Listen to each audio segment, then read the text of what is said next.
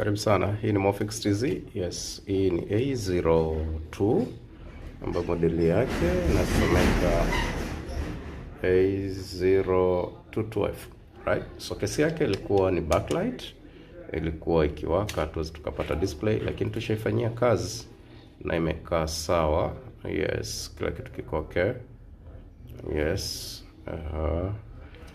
Scenario ilikuwa nini? Na scenario ilikuwa ni upande wa backlight circuit. Yes, kwenye upande wa backlight circuit pamoja na display.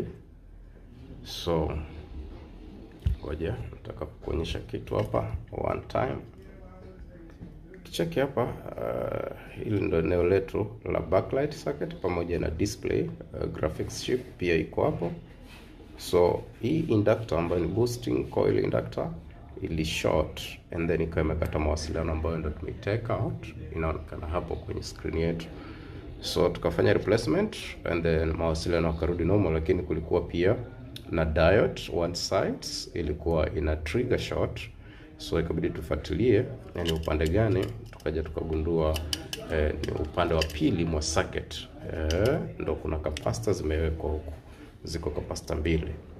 So hizi capacitor mara nyingi sana kama ikitokea ime short, kama hivi tumeitoa hiyo iliyokuwa ime short, and then tunatakiwa tufanye replacement kwa sababu ya majukumu ilionayo. So changamoto ni kujua ilikuwa na sifa ipi. Maybe upime hii, utoe hii hapo yake, upime. So ukipima utapata microfarads.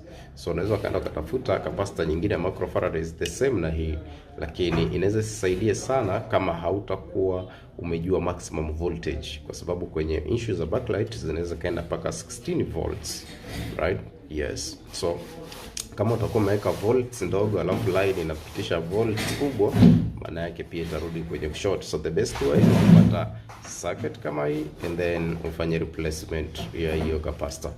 Lakini kwenye bitmap ambayo tunaitumia hatuwezi kupata schematics, just order bitmap. So kwa sisi nadhani tutaishia hapo na simu yetu tayari iko sawa. Asante kwa kuchagua Mofix. Karibu sana.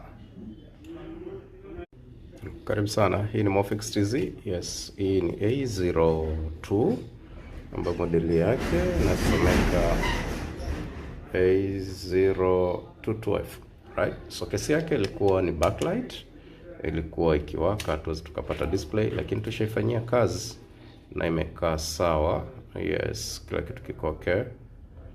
Yes. Scenario ilikuwa nini? Na scenario ilikuwa